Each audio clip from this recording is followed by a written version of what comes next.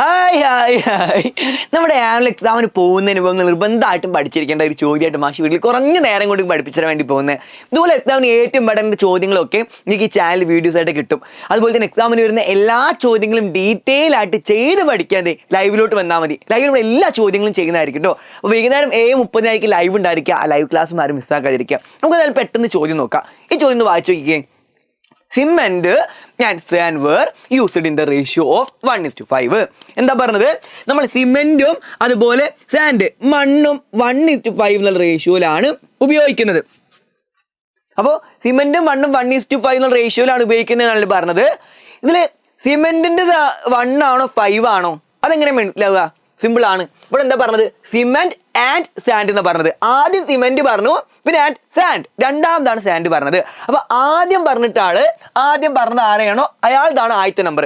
ആദ്യത്തെ നമ്പർ ഏതാ? 1 ആണ്. അത് ആദ്യം പറഞ്ഞിട്ടുള്ള ആള് സിമെന്റിന്റെ ആണ്. സിമെന്റിൻ്റെതാണ് 1.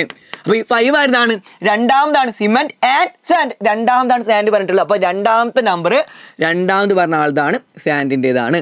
അങ്ങനെ ചോദ്യത്തിൽ പറഞ്ഞിട്ടുള്ള ഓർഡറിൽ റേഷ്യോക്ക് ഒരു ബന്ധമുണ്ട്, അതും ആലോചിക്കാം. സിമെന്റും സാൻഡും 1:5 എന്നുള്ള റേഷ്യോയിലാണെന്ന് പറഞ്ഞു കഴിഞ്ഞാൽ സിമെന്റിന് 1ഉം സാൻഡിന് 5ഉം, അതാണ് അർത്ഥം. ഇനി സാൻഡും സിമെന്റും 1:5 എന്ന് പറഞ്ഞു കഴിഞ്ഞാൽ എന്തായിട്ട് മാറും? ആദ്യം സാൻഡ് പറഞ്ഞുകൊണ്ട് 1 സാൻഡിൻ്റെതായിട്ട് മാറും അല്ലേ?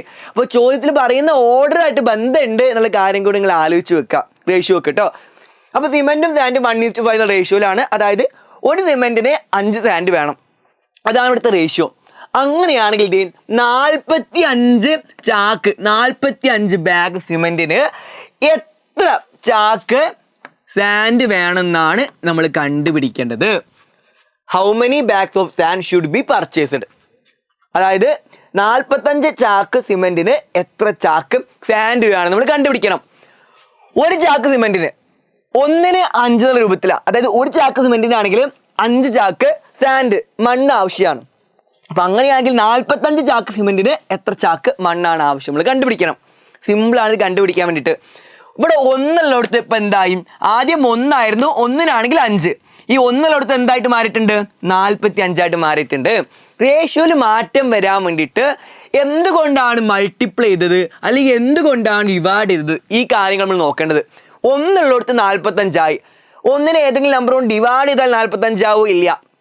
ഏത് നമ്പറിന് ഡിവൈഡ് ചെയ്യുമ്പോൾ നമ്പർ ചെറുതാവുക ചെയ്യുക. ഇവിടെ 1-നേക്കാൾ വലുതാണ് 45. 1-നെ ഏതെങ്കിലും നമ്പർ കൊണ്ട് മൾട്ടിപ്ലൈ ചെയ്താൽ 45 ആവുമെന്ന് അപ്പോൾ നമ്മൾ നോക്കണം. ഇവിടെ 1 ഉള്ളിടത്ത് 45 ആയി. അപ്പോൾ റേഷ്യോയില് മാറ്റം വരാൻ വേണ്ടിയിട്ട് ഏതെങ്കിലും നമ്പർ കൊണ്ട് മൾട്ടിപ്ലൈ ചെയ്താൽ മതിയോ എന്ന് നമ്മൾ നോക്കുന്നത്.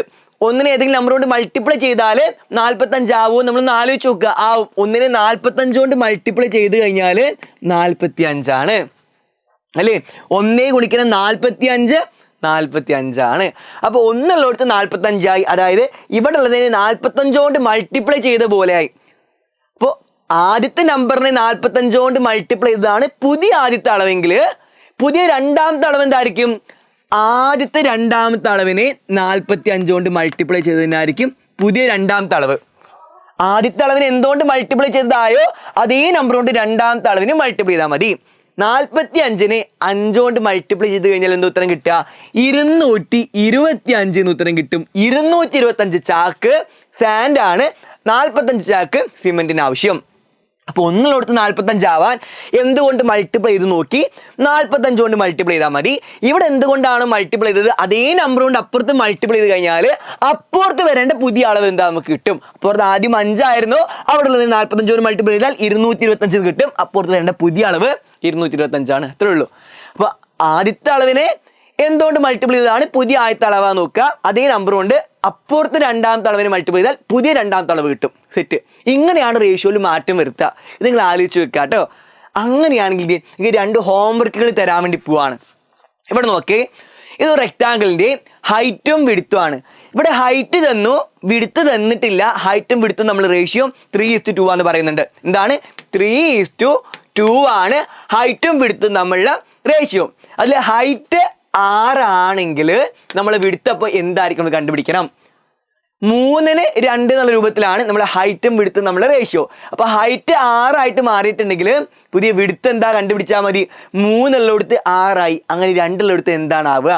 3-നെ 2 കൊണ്ട് മൾട്ടിപ്ലൈ ചെയ്താൽ 6. അങ്ങനെ ഇപ്പുറത്തുള്ള 2 കൊണ്ട് മൾട്ടിപ്ലൈ ചെയ്താൽ നിങ്ങൾക്ക് അറിയാം അതുപോലെ തന്നെ ഈ ചോദ്യത്തിന് ഉത്തരം കമന്റ് ചെയ്യാം കേട്ടോ. അപ്പോൾ 1 എന്ന് പറഞ്ഞിട്ട് ഈ ചോദ്യത്തിന് ഉത്തരവും 2 എന്ന് പറഞ്ഞിട്ട് ഈ ചോദ്യത്തിന് ഉത്തരവും കമന്റ് ബോക്സിൽ ഇടുക.